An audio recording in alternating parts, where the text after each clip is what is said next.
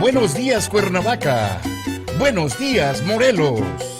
Empieza bien tu día con nosotros.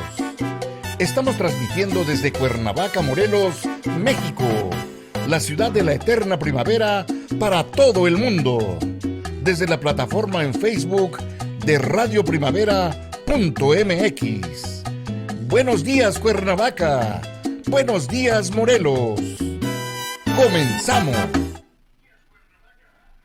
¿Qué tal, amigos? ¿Cómo están? Muchas gracias por estar con nosotros en esta segunda sesión de las charlas que tendremos con el doctor en arquitectura Juan Antonio Siller Camacho acerca del patrimonio cultural en el estado de Morelos.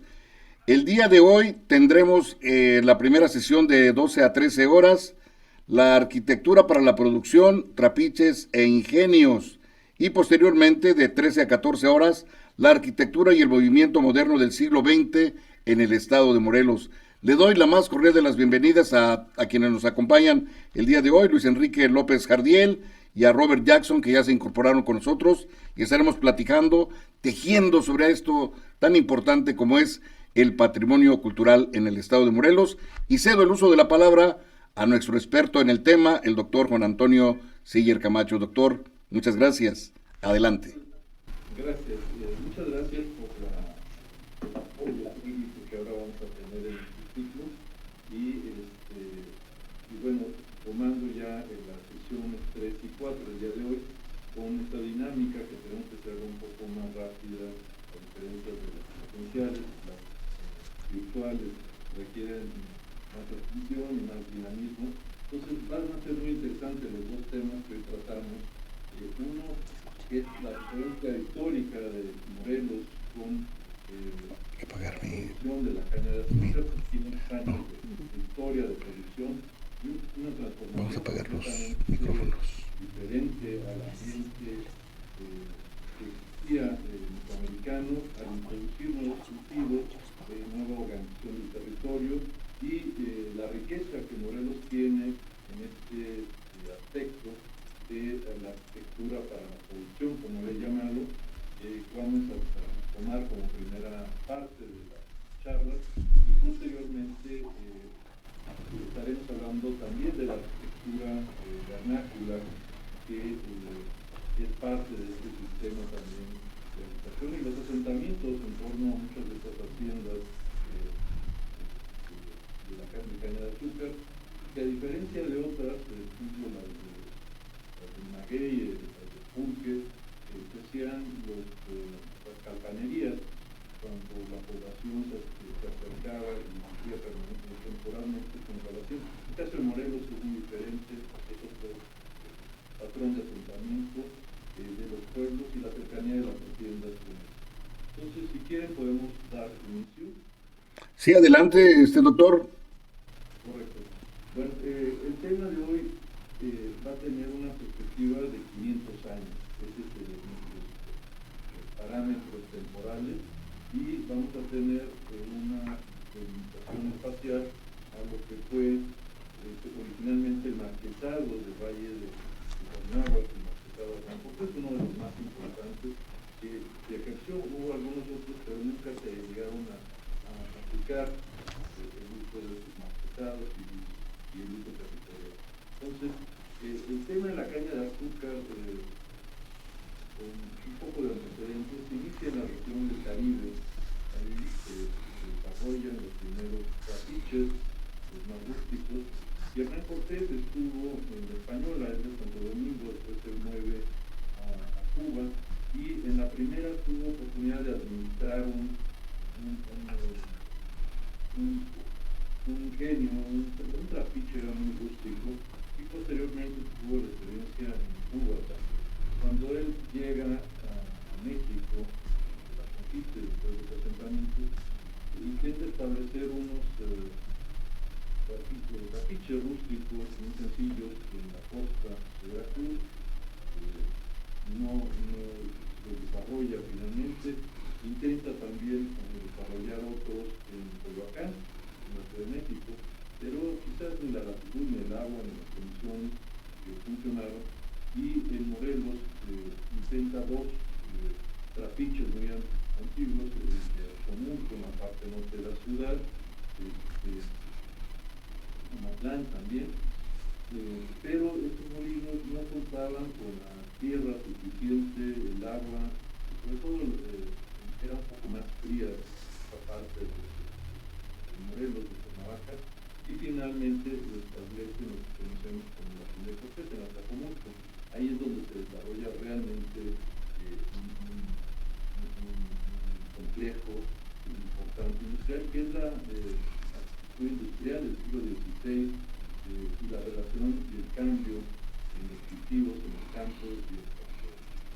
La primera versión tecnológica que podríamos hablar son los trapiches que se han llamado de sangre, por la fuerza que se les hacía con animales, con la tracción para la molienda de esta máquina de madera, que era un molino. Y estos primeros conjuntos industriales eran muy sencillos, un poco móviles, se movían a los animales para hacer la molienda en distintos lugares, y probablemente se transportaba este trapiche, que era desmontable, y la instalación era simplemente una palapa, una circular para darle sombra a los animales. Estos tiraban esta estructura de trapiche, esta molienda de madera, un mecanismo de madera, y curiosamente hace algunos años unos dos arqueólogos norteamericanos que trabajaron en la producción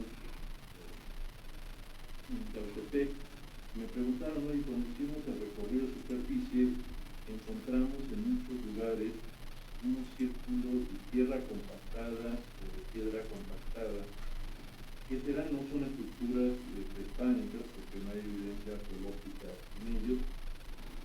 ¿Qué podría ser? Seguramente son los lugares donde estuvieron trapiches en esa región cañera, distribuidas en el territorio. Eso facilitaba, a la falta de caminos, que estuvieran en el lugar donde se cultivaba. Entonces, llevaban a los animales. Ese círculo era, como se usa en algunos lugares para sillar, era el círculo en el cual se movía la molienda de este sistema. Y en Honduras tuve oportunidad de ver un sistema funcionando bajo ese modelo. Es una palapa circular, los animales del tiro, un molino todavía del producto que venía del jugo de la caña a un depósito junto a un lado de la palapa, en donde a través de una malla, unas ollas grandes de cobre, se hacía el calentamiento, y con unas paletas de madera se iban procesando. Se ponían en moldes de madera, se dejaban secar y finalmente se empacaban con la misma caña, bagazo, y se transportaban mulas, porque los caminos eran muy malos, a alguna población en la circunstancia. Seguramente ese modelo que vi todavía en el siglo pasado, en los 90, por ahí, 80, cuando vivió en Honduras, fue el que se utilizó en la región de Morelos en un inicio.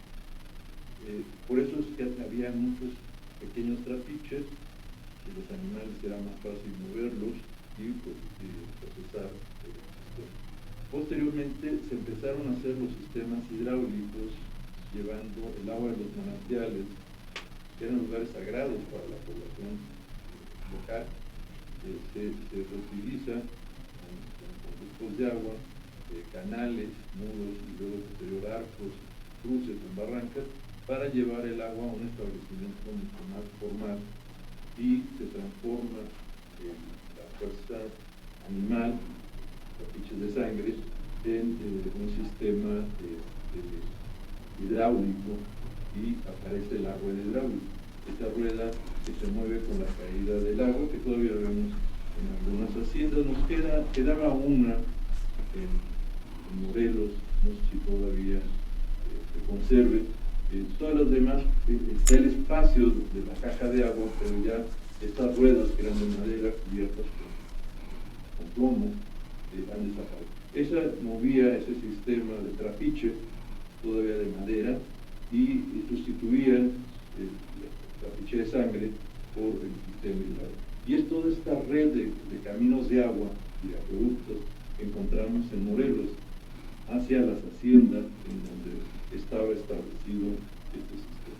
Ahí ya el trapiche empieza a cambiar a ingenios mucho más desarrollados y a todo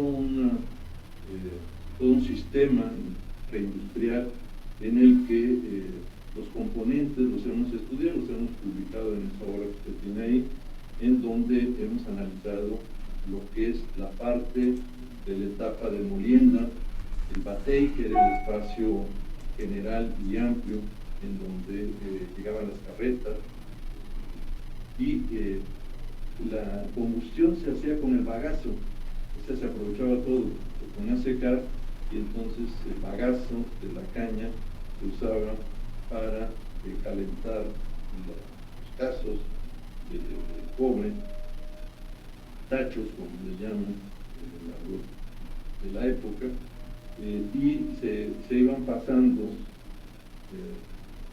dependiendo de la melaza y de la forma en que se iba haciendo más sólido el producto, hasta ponerlos en unos moldes de barro, en donde los lugares, que es parte del sistema, se dejaban que secaran. En Morelos era muy difícil porque había mucha humedad, entonces tardaba mucho. Ya sea al siglo XIX se inventaron unas cubiertas telescopiadas. Entonces las cubiertas eran de una lámina ligera, lámina de zinc, alguna cosa así. Originalmente eran de jamaní no móviles, entonces se corría así como un carro convertible y dejaban que el sol y la ventilación secara los pulgares. Posteriormente, en algunos se hicieron las estufas. Las estufas permitían un secado más rápido y que el proceso se completara saliendo. Esta tecnología cambia de rueda hidráulica al vapor y posteriormente pasa a energía eléctrica, y han sido los distintos pasos que en el mismo conjunto industrial de las haciendas hemos encontrado presentes. Es decir, en la misma hacienda se ha ido modificando los chacuacos, que son estos tiros para la combustión, y encontramos todos esos sistemas tecnológicos, quizás el más antiguo, el trapiche, más bien disperso en el territorio, en su entorno, quizás alguno antiguo bajo la instalación ya del ingenio, y luego las bodegas, etcétera, la casa mayor, la casa del hacendado, la casa del administrador. Entonces, cuando visitamos estos conjuntos vamos a ver distintos espacios, inclusive muchas veces la casa del hacendado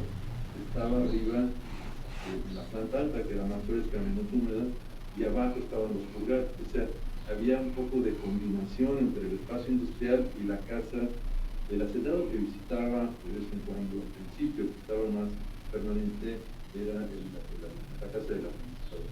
Entonces, todos estos restos los encontramos arqueológicos, históricos, repartidos en estas haciendas del siglo XVI al siglo XX, inclusive. Todo un sistema muy importante, y después la llegada del ferrocarril, que conectó no tanto a las ciudades, sino que conectó a las principales haciendas, a la producción y a las bodegas que había de estos, para sacar el producto a los centros comerciales. Y ese es, a grandes rasgos, un poco lo que en el territorio, el paisaje de Morelos, vemos como un paisaje cultural, que son los campos de cultivo de la caña de azúcar, y los restos de estas, más de 130, por ahí hay un trabajo muy bonito, que han registrado cuáles fueron los principales. Nosotros también las catalogamos ya como un registro de inmuebles históricos federal, y tenemos la la ubicación de muchas de ellas, algunas dejaron de funcionar, algunas cambiaron de un giro a otro cultivo, pero están ahí.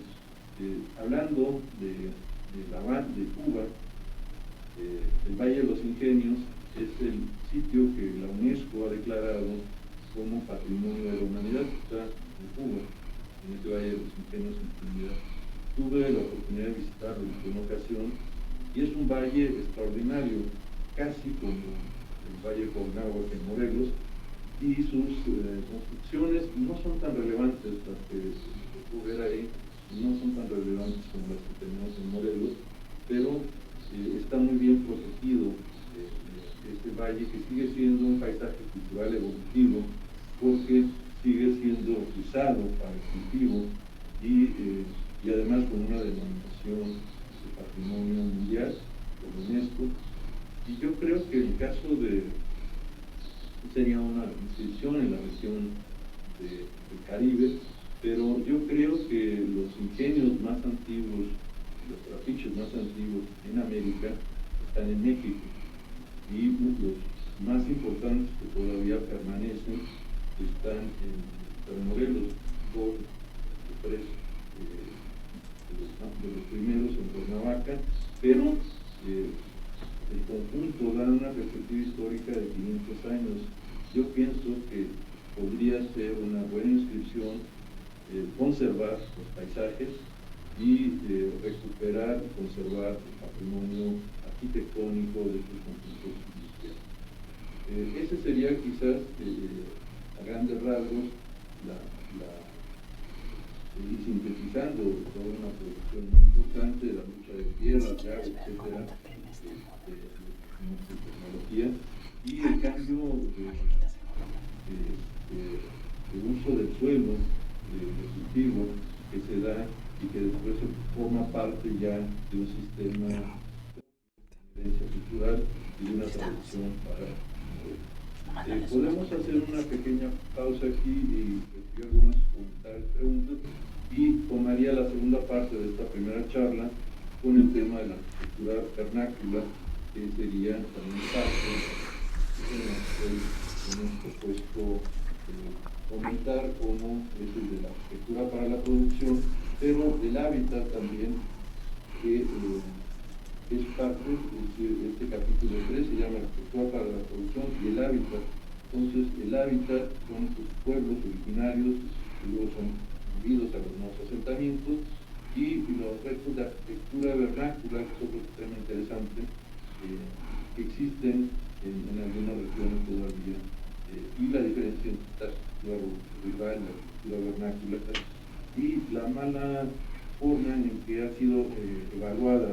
Creo que ha habido una equivocación en cuanto a su registro, y eso lo comentaremos después. Muy bien, pues vamos a empezar una serie de participación de nuestros amigos que están con nosotros en esta charla con el doctor Juan Antonio Siller. ¿Alguien quiere hacer una participación, una pregunta? A ver, vamos a... Sí, ahí, ponerle vamos a habilitar el micrófono. Robert Jackson. A ver, ¿ya está? Sí, ya. Adelante, Robert. Ok, gracias. Bueno,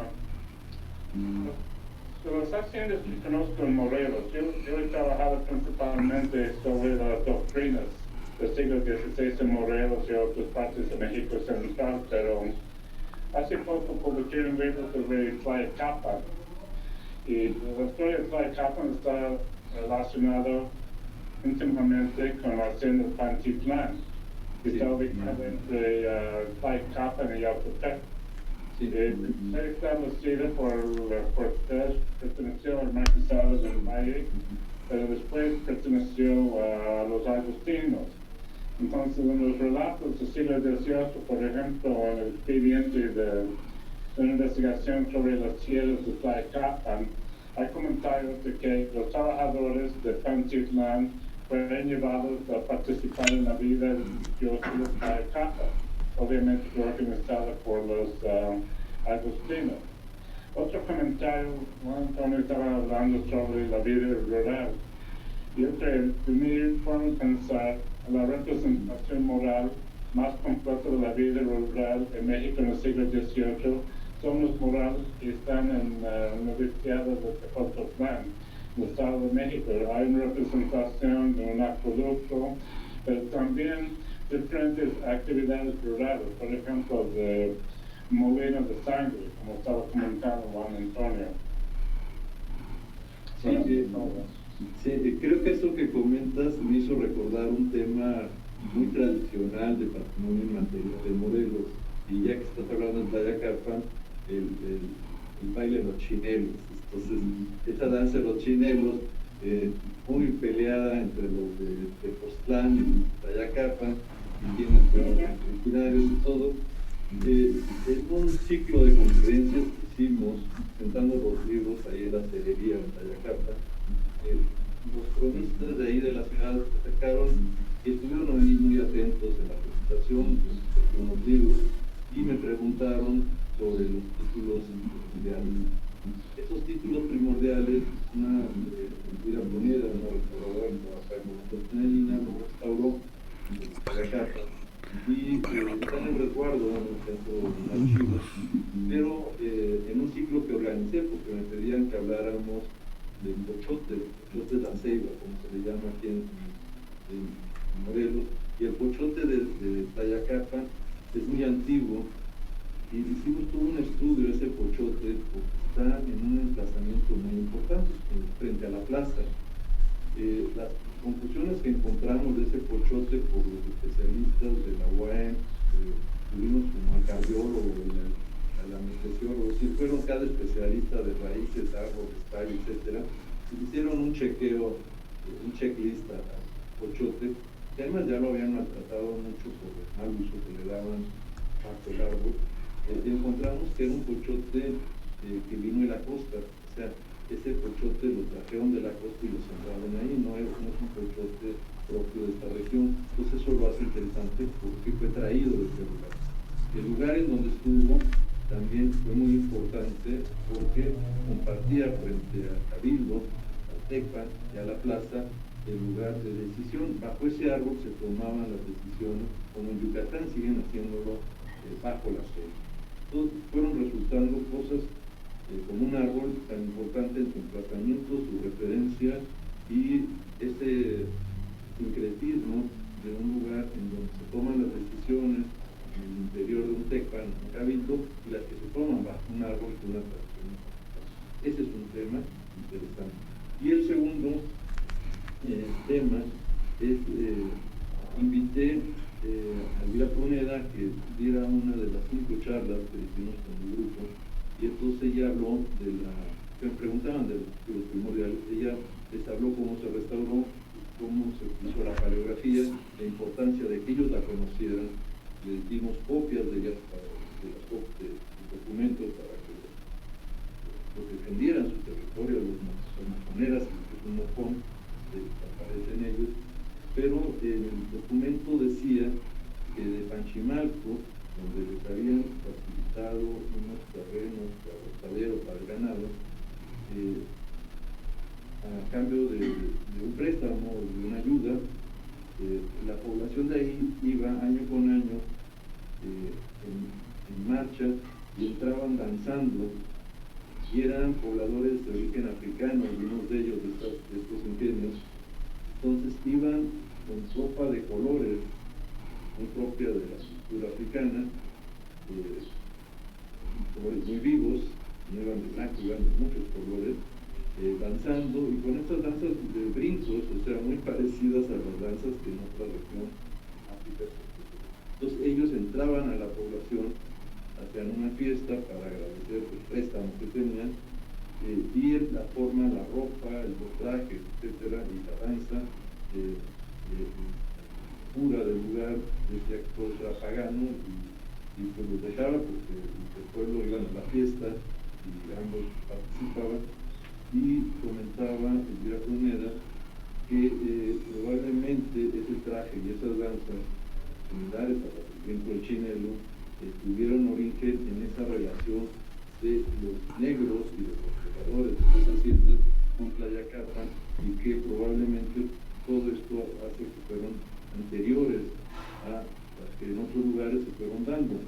Entonces, esto completaría, yo creo, el tema del patrimonio material en su aspecto del patrimonio inmaterial, es decir, las tradiciones que van en torno a estos pueblos, sus fiestas, bailes, danzas, y los obreros que trabajaban en la producción de negros operaban muy bien en la parte de la hornalla. Ellos conocían muy bien los caldos y del proceso que debía seguirse. Entonces, había población negra en las haciendas que eso pretende. Muy bien. ¿Alguien más quiere participar? ¿Alguien más quiere participar, por favor? Bueno, nomás para contar un poco a Juan Antonio sobre el asunto de los chineros, también los orígenes de las copias, muy francamente, no creo que ninguno de los pueblos puede decir que era la cuna de los chineros.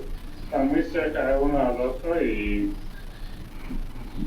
se tienen la misma cultura, están viviendo la misma cultura y las actividades en carnaval, pero yo sé que la gente de Tlayacapan sigue diciendo que ahí fue la cuna. Eso es todo.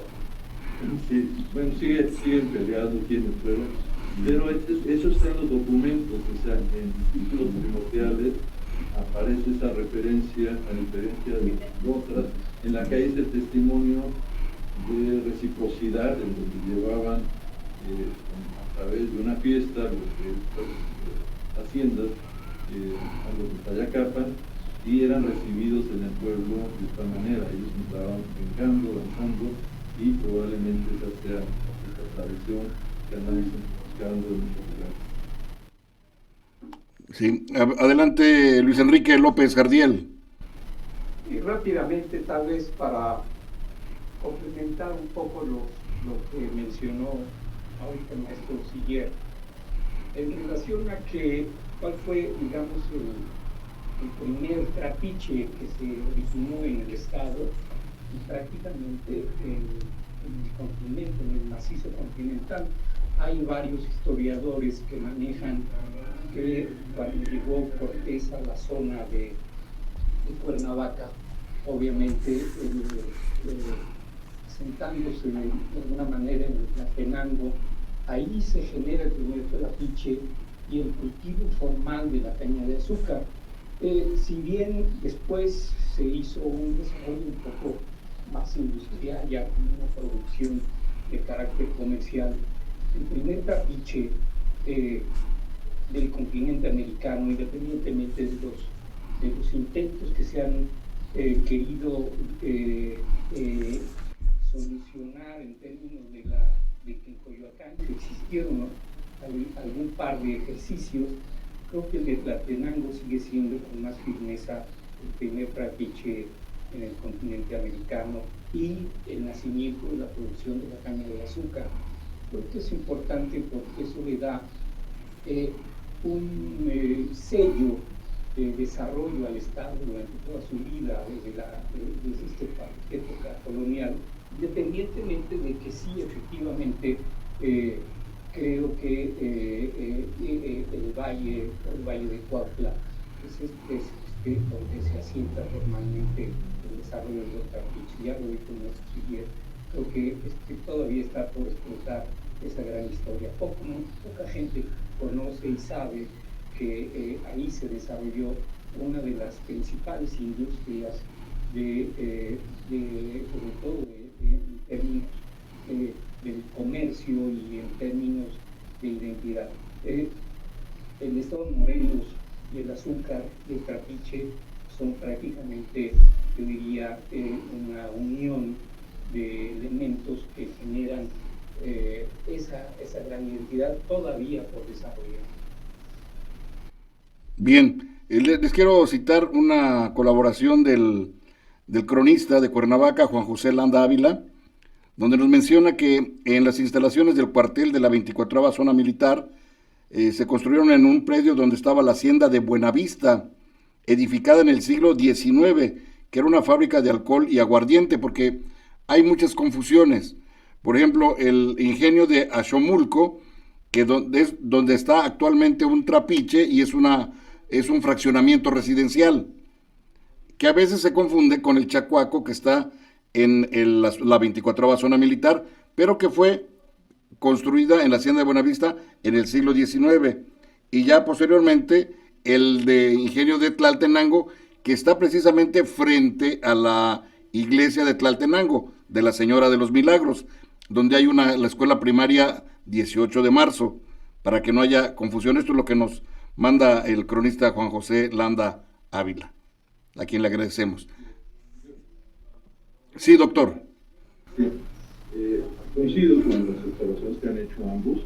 Nosotros hicimos la prospección y tuvimos oportunidad de ver todavía restos arqueológicos de estos chacuacos muy pequeños, desde Axomuco, de este conjunto, algunas fotografías de Landa están mucho más completas de lo que queda actualmente. Y ahí hubo un trapiche muy temprano, yo creo que fueron esos tres más tempranos, Axomuco, Tlalmanalco, conserva parte del acueducto, donde es ahora un restaurante, unas convenciones, cruces en la calle del acueducto y la caja de agua que está del otro lado. Más bien, esto Amanalco es el que tiene esto con la caja de agua. Y Tlaltenango lo que tiene junto a la escuela es la antigua caja de agua y una parte del acueducto. Es lo único que queda, ya la mancha urbana y los predios entonces hay evidencias en esos tres, de Axomuco, en chacuacos pequeños, de Tlaltenango, que son terrenos altos, muy quebrados, etcétera, no eran la mejor condición para el cultivo, y el de Amatitlán, en donde Amatlán, perdón, en donde está este Atlacomulco creo que es el que da la mejor calidad de dotación de agua y las mejores tierras para desarrollarlo ya de forma mucho más importante. Pero en ese trabajo que se ha publicado en las haciendas de Morelos, se registran más de 120 haciendas dedicadas a la caña de azúcar, algunas muy tempranas del siglo XVI, siglo XVII, XVIII, y las del siglo XIX, XX fueron de las más grandes, yo creo que de Latinoamérica. Quizás el problema regional que yo veo es que esta producción, que era muy importante, quedaba en un mercado local, corto, por la dificultad de los caminos, no podía sacarse producto a gran distancia hasta que el ferrocarril logra moverlo en el siglo XIX. Pero nunca va a poder competir en un mercado internacional porque la producción de la caña de azúcar en el Caribe pues era más corta. Para salía más rápido en barco, que era más económico, estaban los ingenios casi al pie de los puertos, entonces el costo de esa producción era mucho más bajo que el que podía tener. La producción en Morelos fue más bien local, regional y para un mercado nacional, a diferencia del Gran Caribe, en donde esa producción, sobre todo la Cuba, ahí hay otro tema interesante, la Española, dividida en una parte con Haití. Ahí los franceses desarrollan un sistema, una pequeña fábrica industrial nipona. Los franceses logran hacer un sistema de producción menos disperso, menos costoso que el español. El español eran infraestructuras muy grandes, muy costosas. Entonces ellos en una mini fábrica hacen el proceso muy compacto, mucho más económico y desarrollan el tren francés en Haití. Eso hacía que el procesamiento del azúcar fuera mucho mejor en cuanto a la combustión. Era una serie el fuego era continuo para los tachos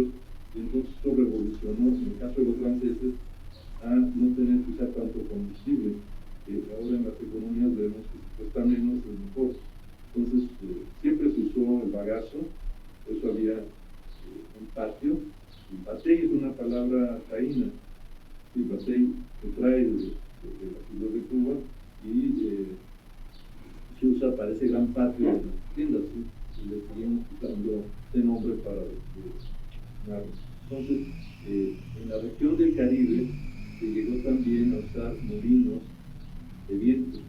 Entonces, no solamente la fuerza animal, la fuerza hidráulica, sino llegó a haber cierta tecnología en molinos de viento, no muy desarrollados, pero que funcionaron para la molina.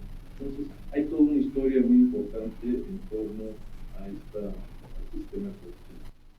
Muy bien, vamos a aprovechar para que se presenten nuestros amigos que se incorporaron a la charla, por favor. Las damas primero. A ver, está abierto ya su micrófono. Hola, buenas tardes. Buenas tardes. Verónica. ¿Cuál es su nombre, perdón? Verónica. Verónica, ¿tu apellido? Verónica Pinzón. Muy bien, Verónica Pinzón. Muchas gracias por estar con nosotros. ¿Tienes alguna pregunta al doctor Siller? ¿Algún comentario? No, bueno, más que todo, siempre felicitarlo por tan clara exposición. Muchísimas gracias, maestro Siller. Y un saludo. Perfecto, Verónica. ¿Alguien más, compañera? ¿Tenemos otra compañera? Hola, buenas tardes. Buenas tardes. Para mí son tardes ya casi. Mi nombre es Jessica Zapata. Sigo mucho al arquitecto Siller. Hola, Juan Antonio. Hola, Jessica, gracias que vienes al programa. Gracias. Y Está hablando de Eugene, en Oregon. De Oregon, del estado de Oregon. Muy bonito. estudié arquitectura en la Universidad de Morelos y ahora estoy estudiando en la Universidad de Oregon. Muy bien, pues eres de Morelos y eres Zapata. Doble orgullo. Sí. Magnífico. Ayer vino a dar una conferencia hace algunos años aquí. Perfecto. Nuestros amigos Pedro Ávila. Tu servidor, muchas gracias. Estoy estaba antes de la pandemia dando algunas clases de turismo infantil urbano en la UAM, en la Universidad Mesoamericana, en Catimor, y viejo conocido del arquitecto del doctor Siller por los años que trabajé en la Secretaría de Turismo, y comentarle que estoy muy agradecido por la invitación y de verdad que muy clara y muy valiosa la información que nos está brindando. Muchas gracias, saludos a todos. Perfecto, Pedro, pues muchas gracias. Supongo que eres de Morelos. Correcto, nací en la Ciudad de México y desde los 5 años me trajeron a vivir aquí a Morelos, que me adoptó. Es que decimos así, morelense nacido en la Ciudad de México. Es correcto, así justamente. Perfecto, y tenemos nuestro amigo Manuel de Acapulco. ¿Qué tal? ¿Cómo están? Buenas tardes aquí, pues escuchando a Juan Antonio, que siempre se le aprende a uno bastante, y en lo particular estoy siguiendo porque estamos trabajando nosotros el tema de las haciendas aquí en Guerrero son de alcohol, de todo lo que es el mezcal. Entonces se ha acreditado que no tienen un valor patrimonial, ¿no? Entonces últimamente el mezcal ha retomado mucho, se ha reposicionado, sobre todo ahora que lo venden con sabores. A ustedes les gusta el de café y el de maracuyá. Y el de tamarindo. Sí, pero entonces sí, la idea es esa, ¿no? Conocer toda la historia del trapiche y poder vincular en cierta forma cómo se está trabajando aquí la catalogación de este tipo de haciendas o haciendas, pero sobre todo el proceso que se tiene de la elaboración del trapiche, ¿no? Y escuchaba también entusiasmado lo del pochote y lo de la ceiba, ¿no? Aquí todavía en la Costa Chica, en la región de los afromestizos, Sí. el pochote pues, es un punto de reunión de la comunidad. Sí, árboles sagrados que tienen varias culturas. Así es. Muy bien, doctor Siller, adelante, sigamos porque ya vamos a concluir nuestra primera hora. ¿Quieren hacer algún comentario? Porque recuerden ustedes que esto es precisamente primero la exposición del doctor Siller y posteriormente comentarios, preguntas, respuestas para enriquecer más esta charla, que sea dinámica, el conocimiento, aunque respetamos la formalidad en esta contingencia sanitaria, pero también tiene que ser una cuestión de disfrute. Aprender nuevas cosas tiene que disfrutarse, porque la verdad, conocer más acerca del patrimonio de nuestro estado, donde nacimos o donde quisimos o que escogimos para vivir, siempre es muy grato y más con un experto, pero sobre todo que ustedes también tienen conocimientos, entonces hay que enriquecer más esta charla si ustedes así lo deciden, por favor. Continúe, doctor Siller. Muy bien, continuamos. Ahora que se hablaba de morelenses, yo soy de Chihuahua, de Juárez. Morelense nacido en Chihuahua. Sí, pero yo soy morelense por convicción. Exactamente. Sí, es lo que decían, la diferencia, me decían alguien, tú naciste ahí en Cuernavaca, Morelos, pero yo decidí vivir ahí. Bueno, pues ambos, porque yo nací aquí, soy morelense de primera generación. Mis dos padres son de Guerrero, entonces ya nací aquí y aquí estoy. Mis dos hijas me dan naturalidad. Ah, magnífico. Una nació en Oriente y otra en Poniente, así que ya Morelos es mi segundo lugar. Muy bien. Perdón, yo comentaba que quería comentar algo antes de que continuara el doctor Siller. Sí. A ver si por ahí damos también pie de conversación. ¿Es Oscar Enríquez? Sí, servidor. Nada más que no sé por qué no puedo encender la cámara, pero bueno, me van a... Ahí nada más quítale apriétale Ya lo intenté, pero no me lo permiten. Bueno, nos vamos a privar de tu imagen, Oscar, pero bienvenido. Bien. ¿Eres de dónde, Oscar? Yo también soy nacido en la Ciudad de México y desde hace ya casi 20 años adoptado por el Estado de Morelos. Perfecto, claro que sí. Adelante, Oscar. Bien, pareciera, y esto lo pongo a la consideración de todos nuestros invitados, por supuesto nuestro experto cultural, el doctor Siller, que a últimas fechas le encanta a los gobiernos etiquetar del patrimonio cultural y solamente aquello que ellos consideran que es excepcional lo meten o intentan meterlo dentro de una lista para ser considerado por la UNESCO como patrimonio cultural de la humanidad. Y yo me pregunto, y este es el caso precisamente de las haciendas morelenses y de los trapiches morelenses, ¿por qué demonios en este estado en particular? Porque si tuviéramos que comparar estas haciendas con las del estado de Tlaxcala, que están casi todas en perfecto estado de conservación, ¿por qué no se ha intervenido para rescatar el patrimonio cultural y industrial del estado de Morelos? De tal forma que me doy cuenta que esto solamente le interesa a muy pocas personas y solamente, y lo digo de manera muy, muy cierta, aquellas que los lleva por el recuerdo o porque se enlaza el recuerdo a alguno de estos inmuebles. Pero desafortunadamente a los gobiernos solamente les interesa hoy poner etiquetas al patrimonio para poderlo comercializar y no se hace nada por el rescate, que para mí me parece lamentable, teniendo el estado de Morelos tantas haciendas y trapiches, algunas que podrían ser rescatadas, hay otras que no sé cómo permitieron que la mancha urbana las absorbiera y otras que ya están en un estado de conservación muy lamentable. Entonces, sí me gustaría que pues, platicáramos un poquito de esto y desde este panel ver alguna posibilidad de que pues interviniéramos, porque pues, por alguna situación, alguna asociación, algún espacio donde podamos definitivamente ver de qué manera podemos coadyuvar al rescate de este patrimonio. Muchas gracias. Adelante, doctor Siller. Sí, creo que coincido, no solamente las declaratorias de patrimonio mundial no pueden ser todas, pero se hacen las más destacadas y las más típicas, las de referencia, no nada más para nosotros, porque tiene que entrar en una referencia a nivel mundial, es decir, no todos pueden meter todo.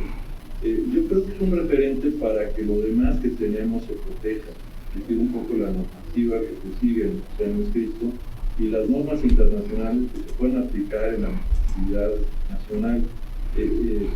es un referente que nosotros tenemos que trabajar. Hay muchos que no tienen que estar en patrimonio mundial, podrían en mejor condición de un uso social. Yo creo que la restauración por la restauración no tiene sentido. La restauración tiene que tener un uso social, una adecuación de sus espacios. Estas haciendas fueron cambiando, inclusive de los industriales a ocupación. No todas tienen que quedar con museos, vestigios, pueden darse muchos usos, algunos han sido afortunados, otros no. Ahora, lo que sí yo diría para las haciendas es que tenemos que considerar no nada más el casco. Siempre pensamos que la hacienda es el casco, y la hacienda no es el casco que vemos, o la ruina del casco. La hacienda es una serie de componentes que deberían estar ahí. Esos componentes están en el espacio-tiempo, en el territorio, pero tenemos que incluir el paisaje de las haciendas, el cultivo, o sea, los cañaverales son parte del proceso. Entonces, si nada más conservamos el casco y los campos, los jardines, estaríamos conservando la mitad. Los caminos de herradura antiguos, integrados, los caminos de ferrocarril que las conectaban, las estaciones con sus bodegas para sacar los productos, los asoleaderos para el arroz a pie de haciendas y de ferrocarriles, los acueductos que son del talón de Aquiles, porque los acueductos quedaron fragmentados, rotos dentro de las ciudades y deteriorados como el de Costra. Es decir, es inaceptable que el de Costra, que es un patrimonio federal, esté ocupado por particulares para sus casas, para sus garajes, además de ser una ciudad histórica donde el acueducto jugó un papel importante. Yo creo que, por ejemplo, si quisiéramos rescatar los acueductos, que es otro tema, yo empezaría con los que hay que proteger adelantando, pero también los que se han usado de mala forma, como el de Cotla, recuperarlos para la ciudad.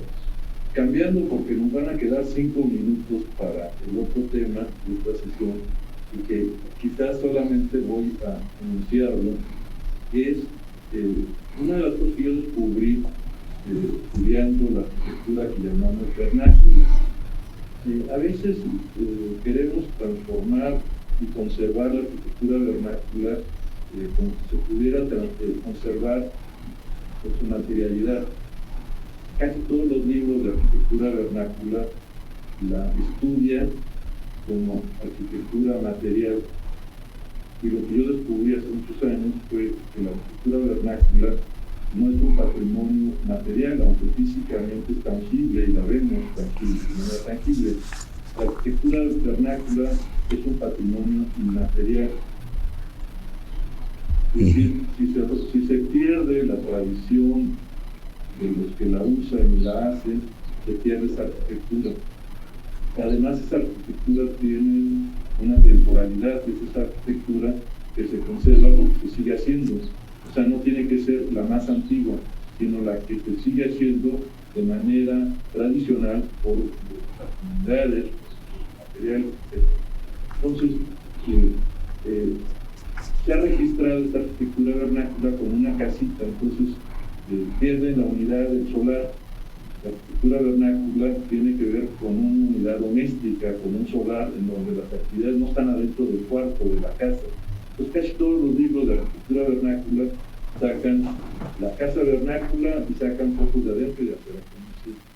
En un cuarto se hicieran todas las actividades y pierden el sentido del solar, del aljibe, de la pila, de la cocina, del huerto, de los animales, etcétera, que es donde se da la actividad. Es decir, la arquitectura vernácula en cualquier comunidad, sea en Yucatán, sea en Morelos, el solar es la unidad doméstica que permite las actividades exteriores e interiores.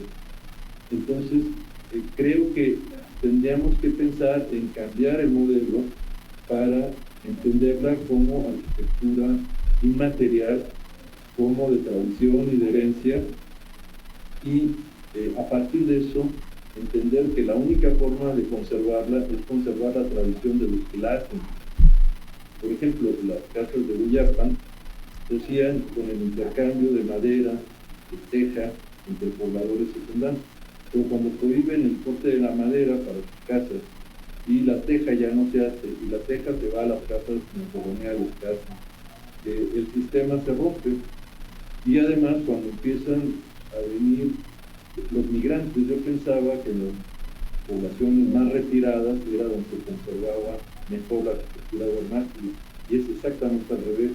Las poblaciones más alejadas de las zonas urbanas son las que no se destruyen, porque son los migrantes los que salen y mandan las remesas, y entonces se hace una arquitectura de remesas en México, en Guatemala, en Centroamérica.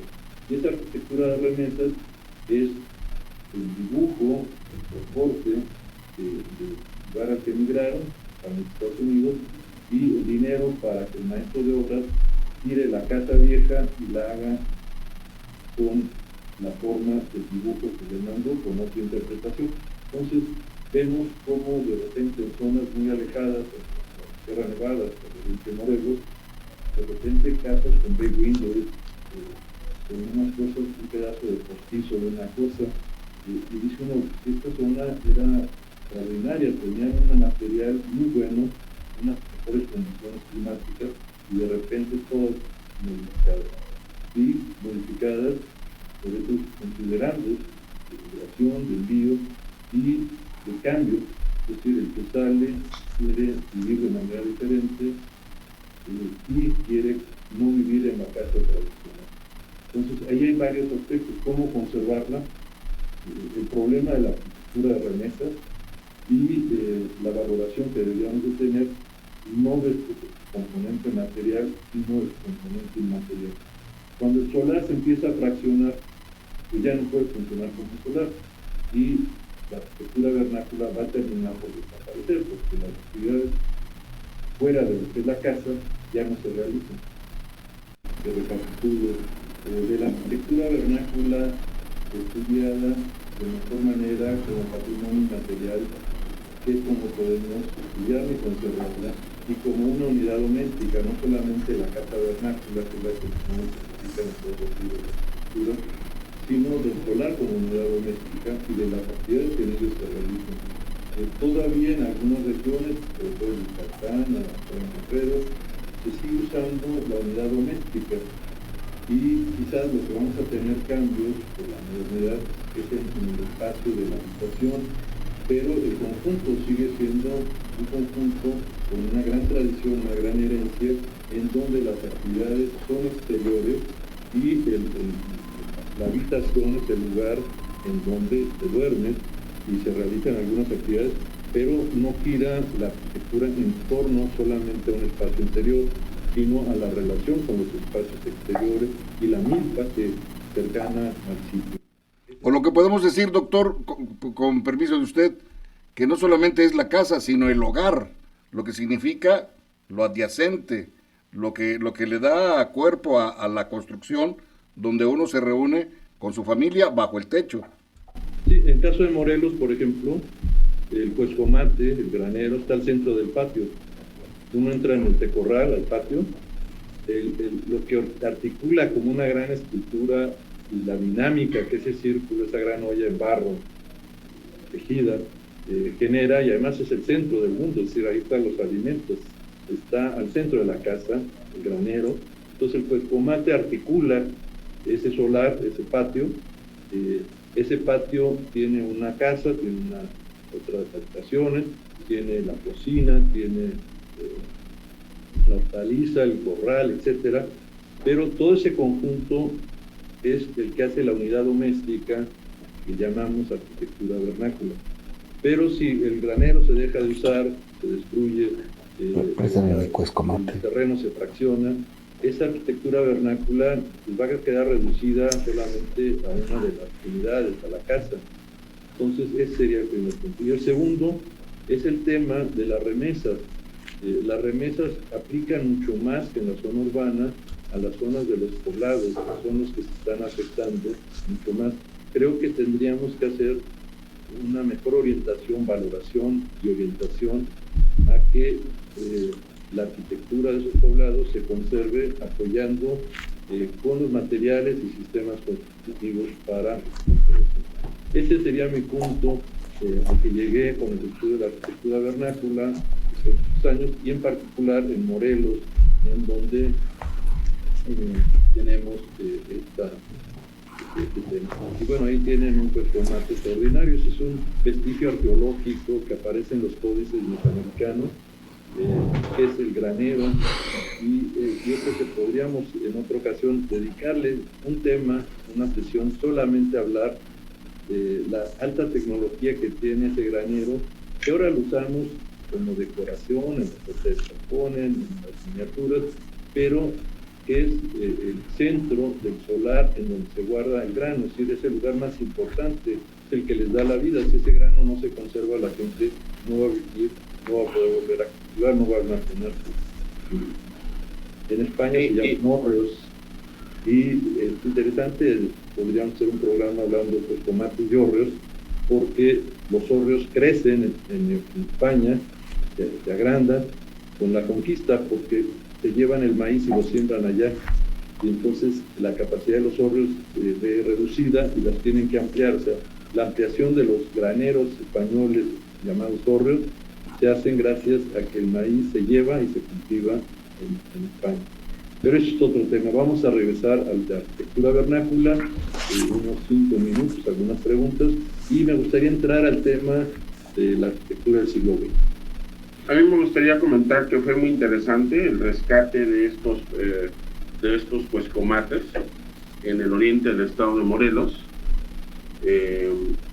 cuando se dieron cuenta que precisamente estos elementos del patrimonio no solamente era el cuescomate, sino que estaba ligado precisamente a lo que usted comenta, que había otros elementos que precisamente articulaban el cuescomate, como era el tecorral, el gallinero, el pozo de agua y la cocina, y entonces conformaron algo desde la administración de Temuac, ahí en el pueblo de Popotlán, que denominan los patios tradicionales de Temuac, y se dieron cuenta que además era el lugar en Morelos donde más cuescomates había. Creo que están documentados 33 cuescomates los que conocen Popotlán como pueblo. Es un pueblito como de 4 cuadras, y en ese pueblito hay 33 cuescomates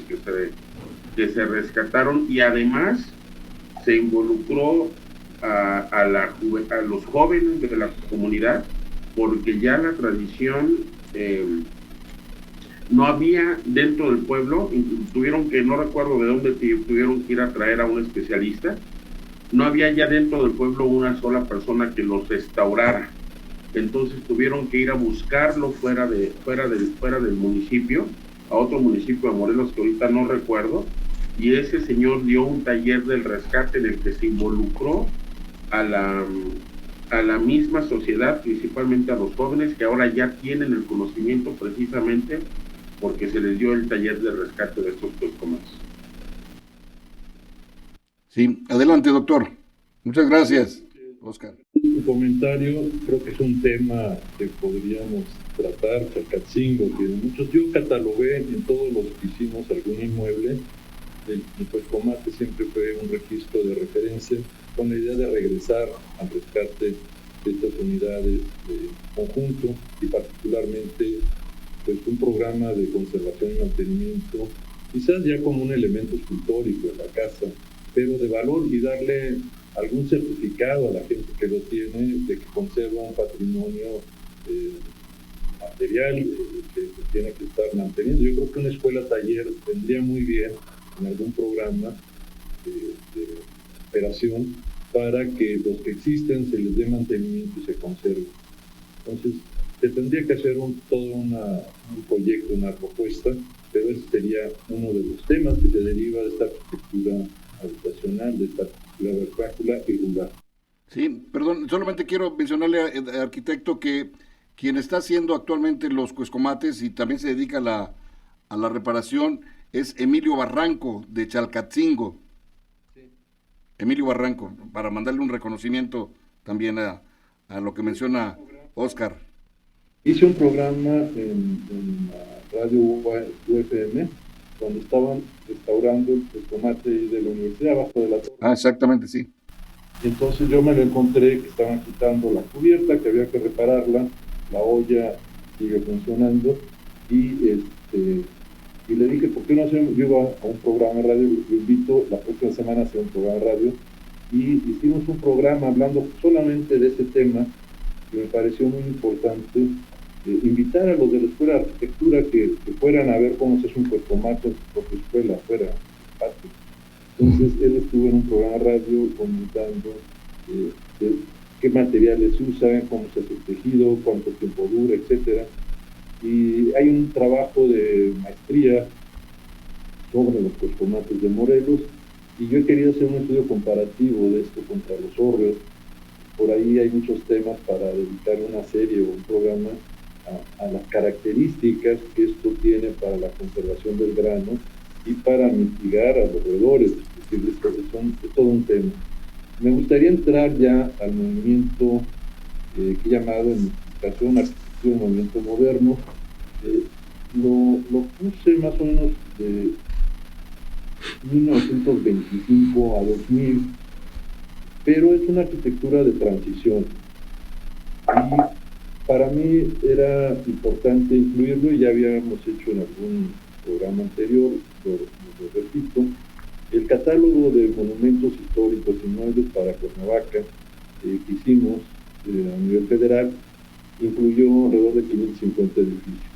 Había yo señalado ya en alguna ocasión que el 10% de ese patrimonio corresponde a 300 años, siglo XVI, XVII, XVIII, y corresponde a esa arquitectura, pero es tan solo un 10%. El otro 40% corresponde al siglo XIX, y el otro 50% de esos 550 inmuebles corresponde a la arquitectura de 1925. Quiere decir que Cuernavaca tiene un 90% de arquitectura del siglo XIX y XX, y tan solo un 10% de la arquitectura virreinal de 300 años. Eso nos da una relación de que la ciudad está estratificada no solamente con la arquitectura colonial, como le llamamos a la virreinal, sino que el 19 y 20 han sido muy importantes. El 19 poco valorado y el 20 casi no valorado. Entonces, me parece que el siglo XX se debe incorporar, y el siglo XXI también. Yo considero que la historia de la arquitectura, de los espacios, de sus usos, sus modificaciones, son parte de la historia del hábitat. Y el hábitat no es colonial o virreinal, sino es hasta el día de hoy. Entonces, en este catálogo incluí estos periodos, hice una relación muy exhaustiva de algunos de los edificios que se hicieron hacia principios del siglo XX, muchos como casas de campo, la casa de Elizabeth Morrow, la Casa Mañana, muchos hoteles que se hicieron también con arquitectos locales, arquitectos que venían de otra contratados, pero si nos ponemos a ver la arquitectura del siglo XX, resulta Morelos muy destacado en el sentido de que los primeros cascarones de concreto armado, la tecnología que se usó en membranas muy delgadas con doble curvatura, fueron estos cascarones que se realizan por Félix Candela, y muchos de ellos realizados en las edificaciones que estuvieron en Casino de la Selva y que se destruyó. Fue realmente una lástima la destrucción de esa arquitectura. Algunos hablaban de lo prehispánico, pero ya lo prehispánico, las ladrilleras se lo habían llevado. Esa zona de Guadalupitas era la zona del preclásico, y de un preclásico muy antiguo. Las principales referencias figuras y de cerámica que están en el museo corresponden a Guadalupitas de Morelos. O sea, Morelos tiene muchas de esas piezas en la sala del preclásico del Museo Nacional de Antropología. Ahí se establecieron ladrilleras, las cuales hicieron ladrillos con palcates y con material arqueológico, y se sacó el barro y los estratos arqueológicos.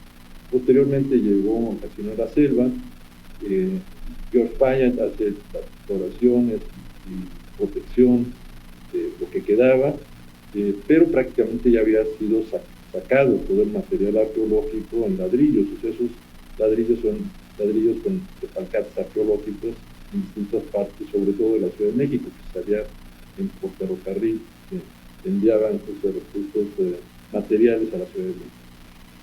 La historia de Castillo de la Selva tuvo una segunda etapa en la que se construyen estas edificaciones con estos sistemas muy modernos que se estaban implementando en México, y estos primeros ejemplos de Félix Candela se realizan ahí.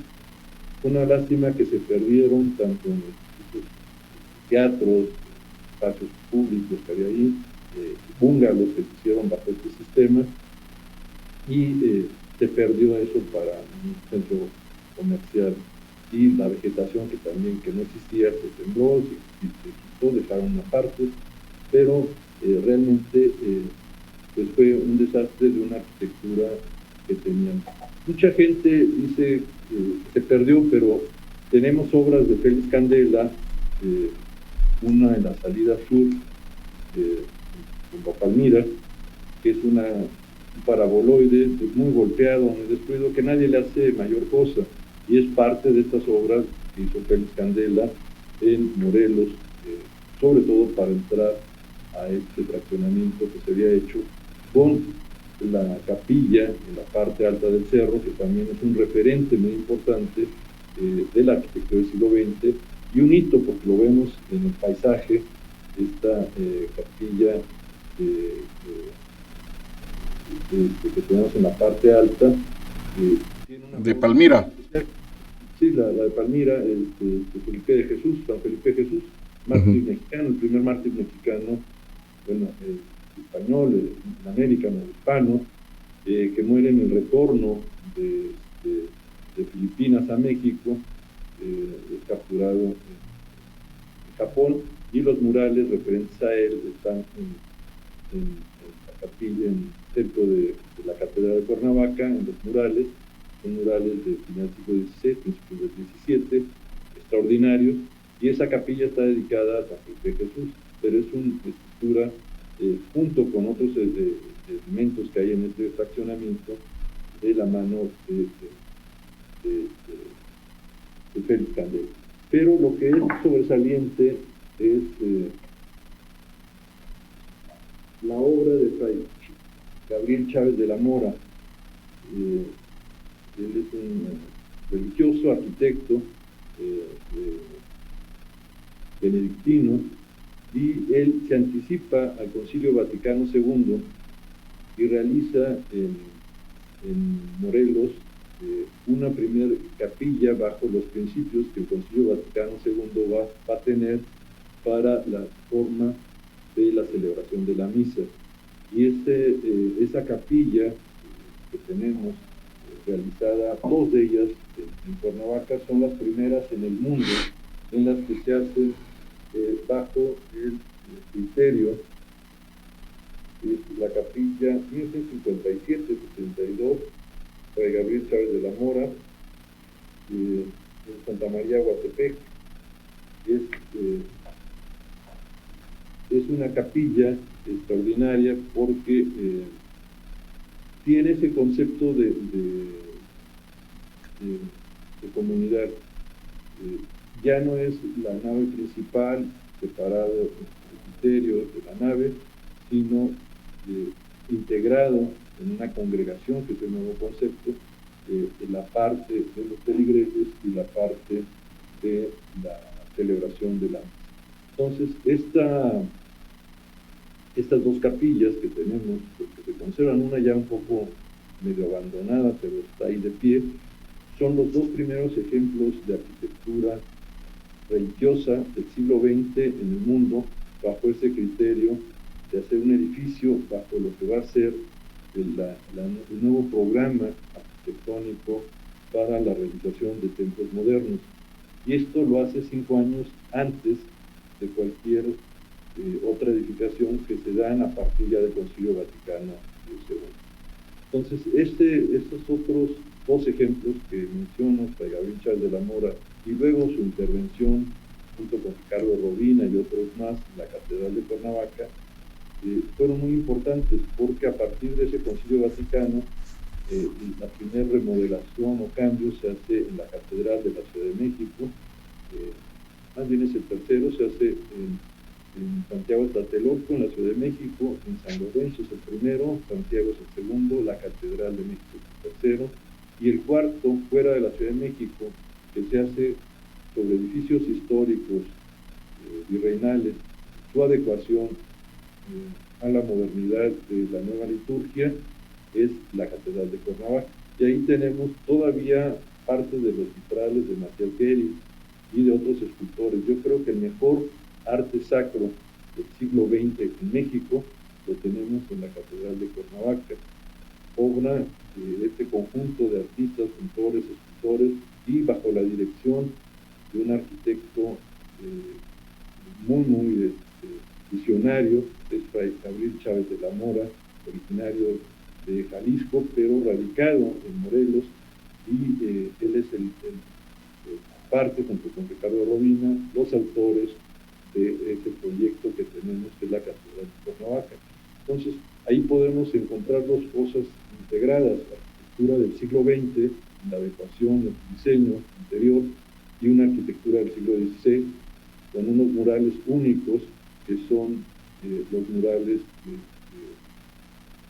de este mártir, que fueron descubiertos hasta las obras del 59, no se sabía que estaban en el interior, en los muros, se hicieron calas para retirar los colaterales, y se encontró una pintura mural muy antigua que desconocíamos, y eso nos lleva a que estamos descubriendo todavía en el siglo XX y XXI cosas que nunca hemos visto y que estuvieron en alguna época en la historia. Entonces, la arquitectura, además, Vicente Mendiola tiene una intervención muy importante. Él le encargan las aduanas de México en los puertos y en las fronteras, y entonces él lleva un diseño tipo colonial a esta frontera por la que entra a través de puertos sobre la frontera norte, y entonces se empiezan a hacer edificios con elementos virreinales, o sea, el azulejo, la teja, que les llamamos coloniales. Y en Morelos se establecen casas de campo por primera vez, de gente de la Ciudad de México, y las hacen en este estilo. Vicente Mendiola es el que introduce en las fronteras estos estilos, y en la Ciudad de México, en la ciudad de Cuernavaca, se empiezan a hacer nuevos fraccionamientos con elementos propios de la arquitectura tradicional. Una de las cosas que se rescatan en esta arquitectura de 1920 son los miradores. Entonces, los miradores los tenemos desde el siglo XVI. Los dos miradores más importantes son los del Palacio Cortés. Los tenemos en los miradores del Jardín Borda en el siglo XVIII, hacia las barrancas, y los tenemos en la arquitectura de la Ciudad de México, en la parte alta de las casas, hacia una terraza y un mirador, y las familias subían al mirador, donde era el chocolatero, donde se hacían las tertulias, y donde se veían las perspectivas del entorno de las ciudades y del paisaje. Entonces, Cuernavaca tiene muchas de estas casas de 1920 con esos miradores. Entonces, yo hice un trabajo de perspectivas y miradores en donde podríamos recuperar como un elemento propio paisajístico y arquitectónico esos miradores que tenemos en las casas. Algunos de ustedes han ido a alguno de ellos o habrán subido, y es una vista ahora bloqueada por la arquitectura que ha tapado estos espacios, pero anteriormente ese espacio era el espacio más fresco, el espacio de la sala, en la terraza, y cada casa tenía este espacio extra en la parte de arriba para disfrutar del entorno, del clima, y ese es parte de ese sincretismo, de ese traslape que este arquitecto Vicente Mendiola rescata para la arquitectura moderna hacia 1920 y las nuevas residencias de campo que se hacen, así como las obras de Fray Gabriel Chávez de la Mora hacia el 57, 59, se realizan en nuevos templos para la nueva liturgia y en la adecuación de un edificio cuarto o quinto de la cultura del siglo XVI franciscana, que es el conjunto de la función dentro de la Catedral de Cuernavaca actualmente. Entonces, creo que este tema de la arquitectura del siglo XX debería ser especial, debería de recuperarse y protegerse ese momento histórico que tenemos para la ciudad de Cuernavaca y para el estado de Morelos. Es decir, tenemos mucha obra de estos arquitectos del 20, Huastepec tiene una integración muy interesante de esta obra, Cibac lo tiene también, la tenería de Cuautla, de Macheto y de Candela, con unos paraboloides que siguen conservando. Además, yo tuve oportunidad de ver a un socio de conocer al hermano de un socio de Félix Candela, que había fallecido, que eran los socios en Guatemala de Félix Candela, ambos, Pacho operaba hacia Centroamérica y en Guatemala. Y con la hija de él, de este arquitecto, Castillo, hicimos un recorrido para ver si estaban todavía de pie algunas de sus obras y encontramos una gran producción en templos. Pero una de las cosas que descubrí es que esta arquitectura de paraboloides es antisísmica. O sea, nunca hemos visto que se caiga un paraboloide. O sea, se cae todo lo demás, pero esos paraboloides no se caen. Y a veces están conectados uno con otro, pero siempre una junta entre uno y otro. Son estupendos para zonas sísmicas en Guatemala, donde muchas cosas han caído por los terremotos. Toda la obra de paraboloides hiperbólicos están de pie, a veces dañados por humedad, falta de mantenimiento, pero ninguno ha tenido daños sísmicos. Entonces, esa arquitectura resistió y fue un ejemplo de una arquitectura que podía resistir eventos sísmicos fuertes en México y en Centroamérica. Entonces, lo dejo hasta ahí para dejar un poco de tiempo para comentar, pero el siglo XXI debería ser incorporado como un patrimonio actual.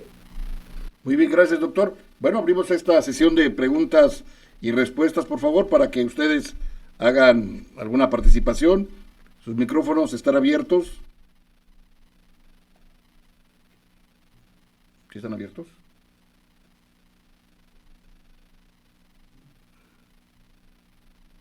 ¿Alguien dijo yo? Sí, adelante. Bueno, creo que es importante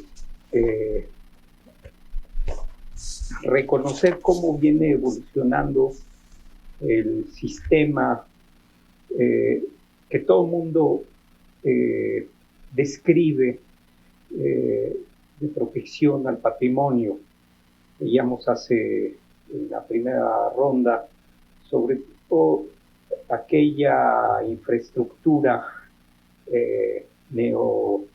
neomodernista que incluso desde el punto de vista de innovación los trapiches generaron estos grandes ingenios, pero también hacía el comentario el maestro Manuel Ruz sobre cómo se viene protegiendo y cómo se vienen implementando estas políticas que a pesar de que en algunos casos tienen reconocimiento mundial, hay otros que desearíamos que se conservaran también y que es muy complicado porque se va acumulando con el tiempo este patrimonio.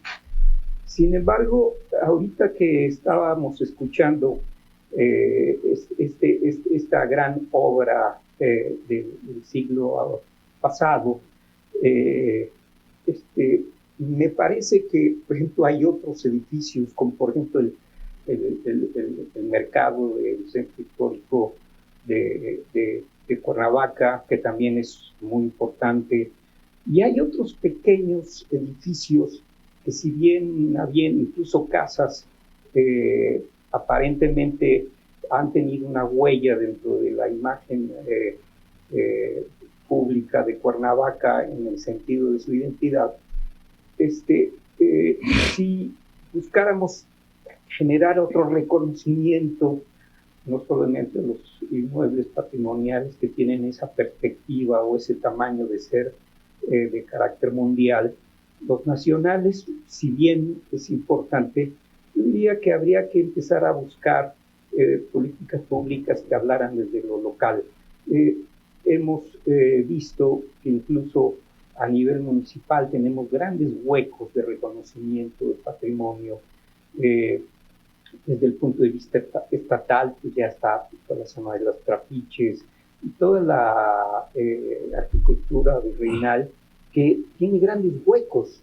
Si a eso le sumamos esos huecos, los del siglo pasado, y sumándole estos, ya no diríamos o habláramos sobre las políticas que a nivel federal cada vez son menores en el plano cultural, de todo tipo, arquitectónico, dancístico, pictórico, etcétera. Yo diría que el menos reconocido en general va a ser el del patrimonio material en términos de su arquitectura, incluyendo el paisaje, etcétera. Pero pienso que bajo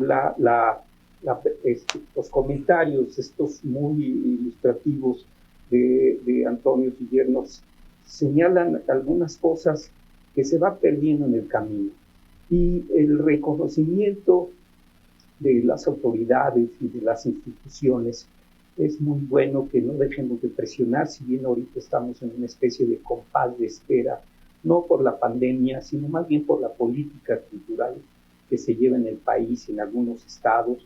Ya no hablaremos del estado de Morelos, obviamente, pero creo que no debemos de dejar que las cosas se vayan perdiendo, porque es muy lamentable que en cualquier momento muchos de ustedes, principalmente líderes de opinión como el propio Antonio y el maestro Aguirre, no deben de dejar que recaigan estas políticas de cultura, y hay que estar atentos a los nuevos espacios de oportunidad.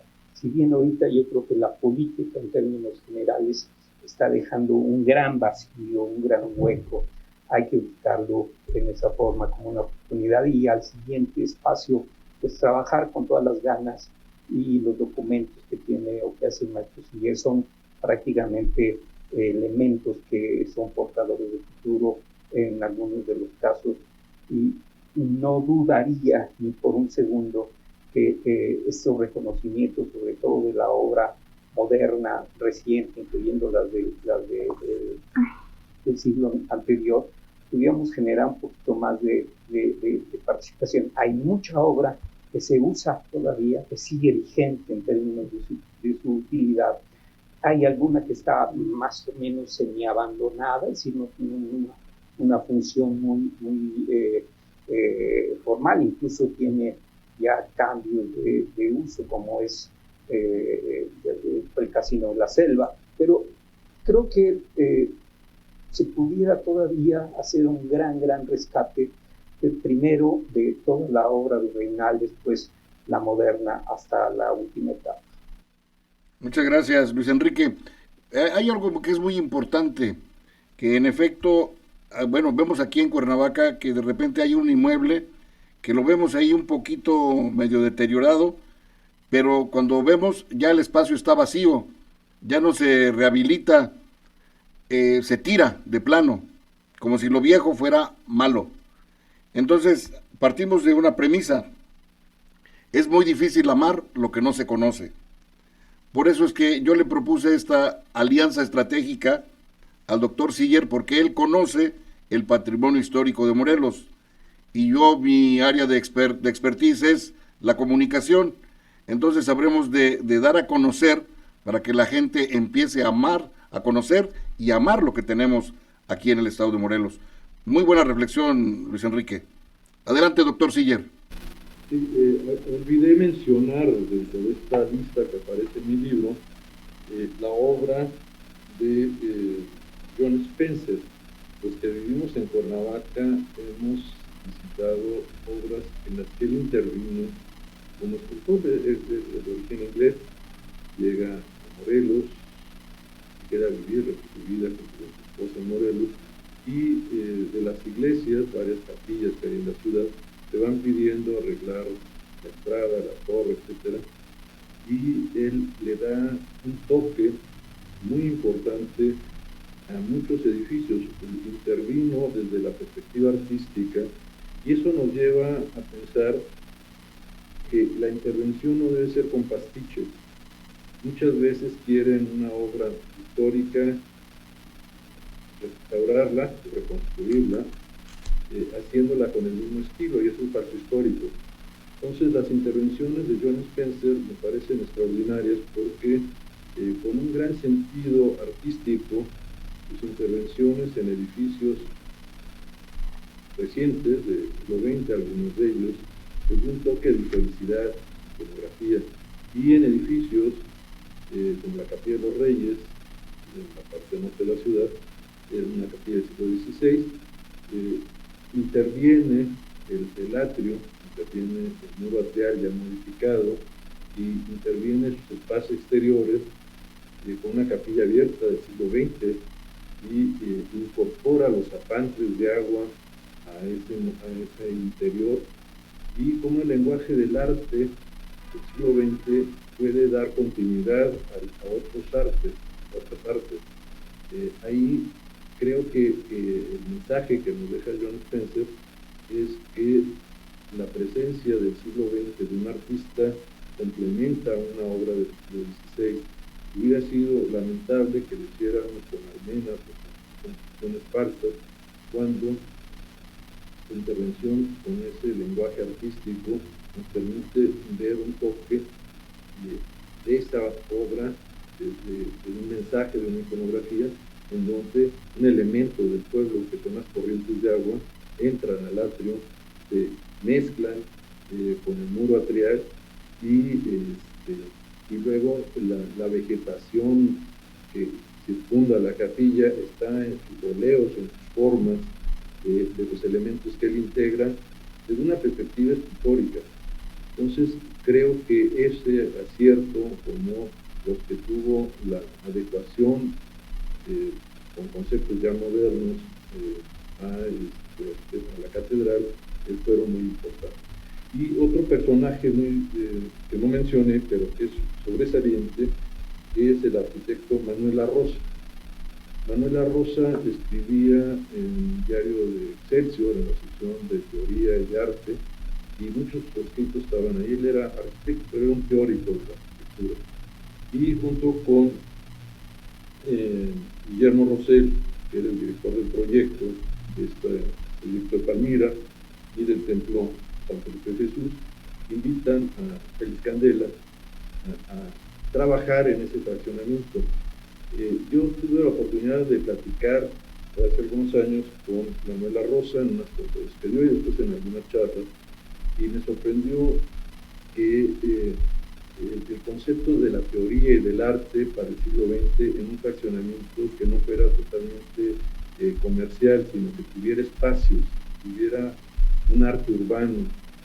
Y yo creo que ese bulevar que se hace en la entrada a Palmira, quizás el primer bulevar escultórico, arte urbano de Morelos. No hay otro antecedente.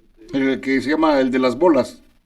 Que le llamamos de las bolas, que es una obra de mosaicos, como en catalán, hecho por un catalán, en donde el sistema solar, sí, planetario, aparecen ahí con estas bolas que conocemos, pero es como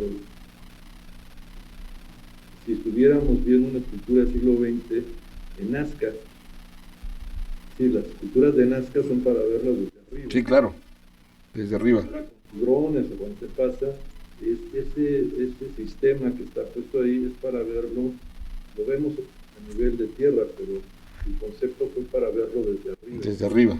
Fotos aéreas nos resulta mucho más interesante ver un sistema de geoglifos o de esculturas como Nazca para ese momento, pero para el siglo XX en el lugar. Pero además de esas esculturas están las fuentes con paraboloides, la que estaba frente a la TEC, está todavía, el mercado que se hizo ahí con el mismo sistema, la capilla abierta de Palmira, la parte alta, y es un fraccionamiento donde Niño La Rosa invita a escultores urbanos a llevar una escultura urbana para la entrada. O sea, se entra al fraccionamiento por un bulevar en donde hay arte urbano. Ese era el concepto que quería incorporar a las nuevas ciudades, a la ampliación de las ciudades de Morelos, de que tuvieran arte urbano.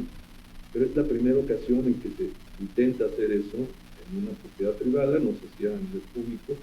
Y entonces tenemos la entrada de ese paraboloide a la carretera, la partitura y pasaría a Cuernavaca, que era el camino que subía a Palmira. Luego había unas jaulas con unos guacamayas, que era la entrada, y luego esa escultura colgante que nos recibe, que llevando a un especialista de la Universidad de Michoacán, venía con sus alumnos acompañándolos de una visita.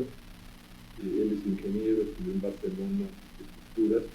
Me dice, es la primera escultura atirantada que conozco en el mundo, y nunca me imaginé venirla a ver aquí. Es el principio del cambio de los puentes colgantes a los puentes atirantados. Entonces, en la tecnología de puentes se empezó a usar, pero el escultor que hizo esto lo llevó a una escultura, y la tenemos. Es esa fuente que se ve un círculo de concreto. Que muchos dicen que es un cohete al espacio, ¿no?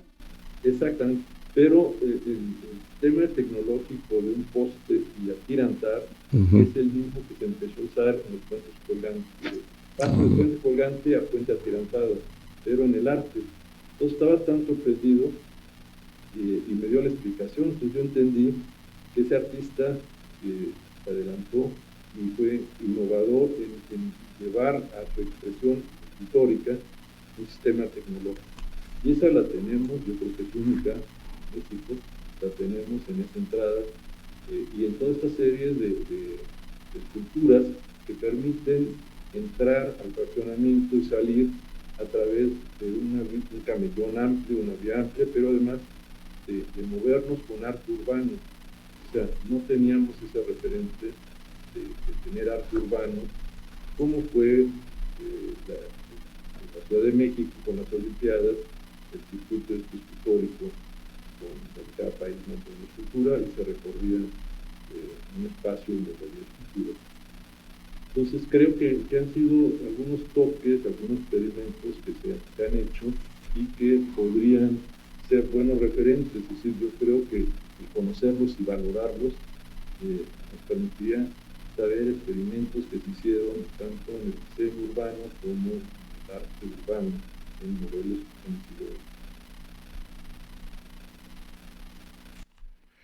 Bien, pues qué bueno que nos da usted esta explicación, porque como ya le mencionaba yo, nosotros de repente, la gente que vivimos en Cuernavaca, decimos, vamos a donde está el cohete y luego nos seguimos por el bulevar donde están las bolas. Pero bueno, sabemos ahora la explicación y que es arte urbano de una cuestión, una visión del sistema solar interplanetario. Muy bien, ya son las 11:50, la 1:50. Tenemos solamente 10 minutos más, doctor. Sí, me gustaría que alguien quisiera agregar algo y iniciar una charla en torno a ello. Adelante, compañeros. ¿Un comentario? Sí. Está muy vinculado con los temas que dijo Juan Antonio. Uno es, me interesa lo del arte urbano del siglo XX, sobre todo la arquitectura del siglo XX, porque lo que comentaba también el maestro Luis Enrique López sobre la importancia de poder declarar patrimonios locales a nivel estatal. Juan Antonio nos ayudó a hacer una ley de protección del patrimonio cultural del estado de Guerrero. Precisamente la hicimos con esa visión de poder difundir que Guerrero era algo más que violencia, ¿no? Esto surgió a través de la Iguala, bueno, tenemos mucho más cosas que nos estigmatizan por eso. Y nos evocamos a hacer una ley de protección al patrimonio. Hemos ido trabajando junto con la Academia Nacional de Arquitectura, el Docomomo y sobre todo el ICOMOS, para hacer la catalogación del patrimonio del siglo XX, obra relevante como la que hay en Cuernavaca. Recuerden que después de Cuernavaca, Acapulco es la sede de la segunda residencia, ¿no? Entonces, Mario Pani, Enrique del Moral, Sordo Moreno, los grandes arquitectos del siglo XX tienen presencia aquí en Acapulco. Pero uno de los conflictos que nos estamos encontrando es, por ejemplo, que no todas las gentes están dispuestos a abrir las puertas para que su casa sea catalogada o inventariada, ¿no? O sea, entonces ese es uno de los conflictos que tenemos porque no lo podemos poner como patrimonio, porque patrimonio es decir que pertenece a la comunidad. Sin embargo, la casa de John Launer, la que hace a la familia, una familia connotada empresarialmente en México, que está en un sector residencial privado, pues es muy representativa dentro de todo lo que es la arquitectura del siglo XX a nivel mundial, pero no la podemos poner porque no tiene un acceso libre. Esos son los conflictos que tenemos. Y el otro, que es un poquito más atrás de lo que habla la arquitectura vernácula, qué bueno que me haces esas aclaraciones, porque aquí hemos discutido mucho sobre eso. Aquí dicen, bueno, es una casa de adobe que tiene 100 años y ya tiene el valor de patrimonio. Pero como él me lo aclara, o sea, no es la cuestión material, sino es cuestión de todo el material, que es lo que le da el valor a ese tipo de arquitectura vernácula. Ahorita, por ejemplo, hemos tenido muchas críticas, sobre todo de la arquitectura de remesas que dice Juan Antonio, pero más que nada por la arquitectura de los programas de gobierno. Esos de un cuarto más, que la lámina metálica y todo eso, pues también nos ha implicado, nos ha generado complicaciones para poder definir el concepto o el estilo arquitectónico al cual se está especializando. Entonces era mi comentario hacia Juan Antonio, o sea, cómo podemos realmente concretar un catálogo de manera formal cuando no hay disposición del propietario del inmueble de que su bien sea mostrado o sea exhibido en una publicación. Y la otra, la arquitectura vernácula, pues ya me quedó claro, no solamente es el sistema constructivo o el adobe o la palapa, como es nuestro caso, sino que es lo que integra todo lo que es el hogar. Correcto. ¿Alguien más tiene una pregunta, por favor? Yo quisiera aportar. Óscar Enríquez. Sí, muchas gracias. Y es exactamente, perdón que sea reiterativo sobre esta parte, me pareció muy importante lo que mencionó Luis Enrique con relación a hacer políticas desde lo local para esta situación. Pero me parece que la palabra clave aquí, lo he estado tocando en un diplomado de gestión del patrimonio que estoy tomando con la Universidad Pedagógica de Colombia, y hemos llegado a la conclusión de que el patrimonio cultural va mucho más allá, como lo explicó muy bien el doctor Silva, de las construcciones y las etiquetas, pero la palabra clave se llama apropiación.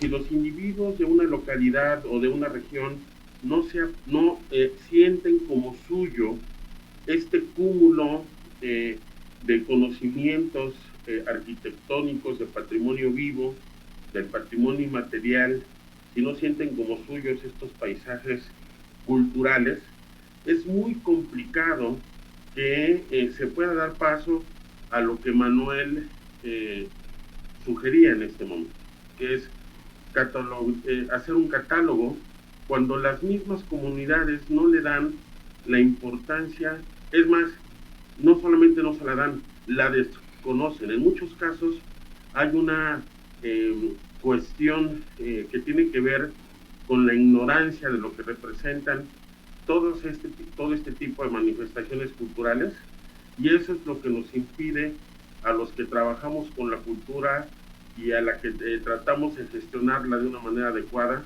hacer un trabajo que valga la pena. Mencionaba yo en mi anterior intervención que los gobiernos, a últimas instancias, parece que están compitiendo para ver quién tiene más patrimonio cultural inscrito ante la UNESCO, ¿no? O ante otro tipo de organizaciones.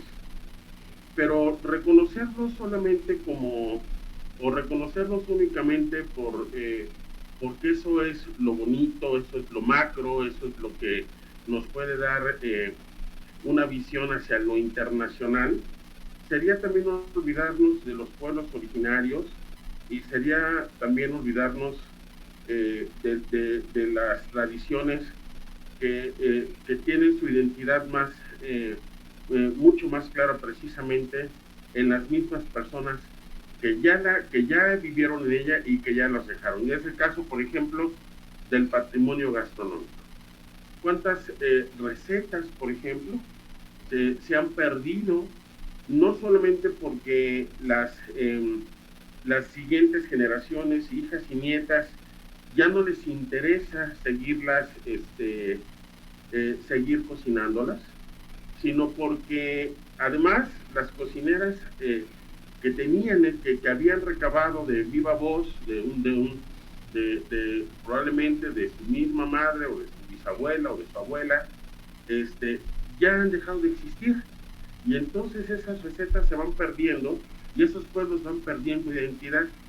A mí mis padres son de un pueblo de la costa de Guerrero, de la costa grande guerrerense, y me llama mucho la atención ver ahora que los platillos son servidos ahora con sopa de arroz y no con morisqueta, como era una tradición en la costa.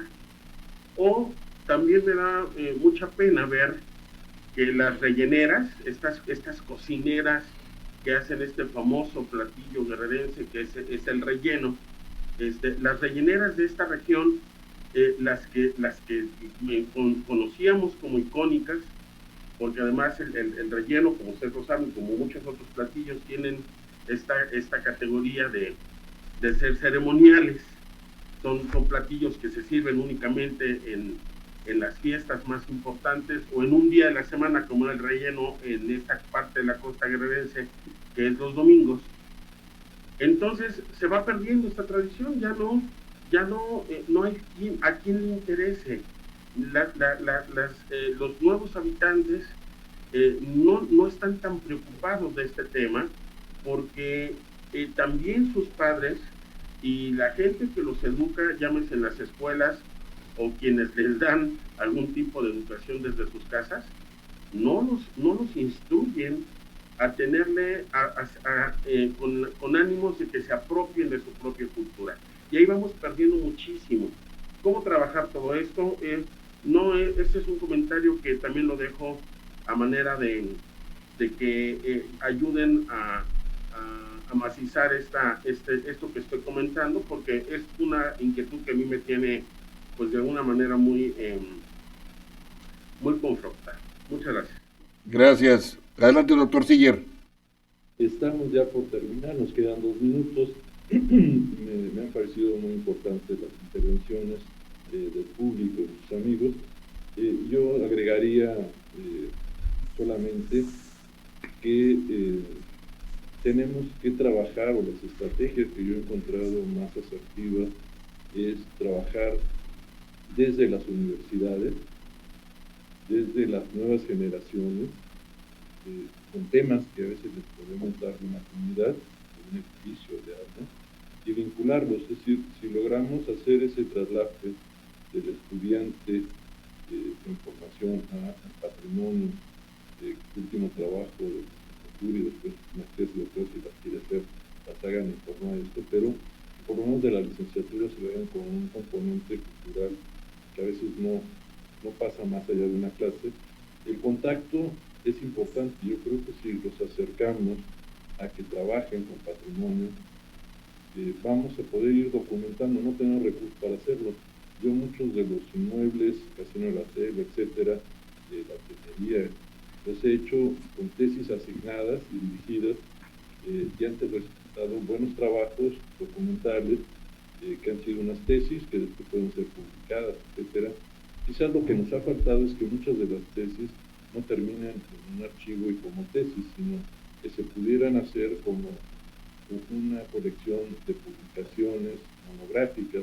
Entonces serían mucho más útiles el formato del ritual del examen y de la tesis, y ganaríamos mucho porque están los asesores, están los profesores, está el alumno y está el tiempo.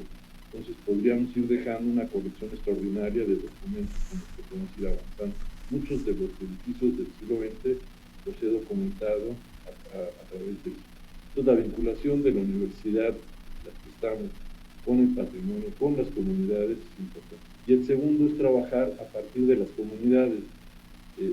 Solemos bajar de manera vertical, federal, estatal y municipal. Así no funcionan las cosas, hay que empezar de abajo para arriba. Y cuando yo presenté estos libros en Tlayacapan, los cronistas me dijeron, tan interesante, les dimos los libros, etcétera, queríamos consultarlo para el Pochote, el mismo tema que volvemos a retomar. Y entonces me hizo girar a una necesidad propia y saber que el Pochote era importante para ellos y que a la vez yo no le había dado toda la importancia. Hice un ciclo sobre el Pochote, hicimos 4 o 5 conferencias viendo los primordiales, la paleografía, etcétera, en torno a lo que ellos querían saber.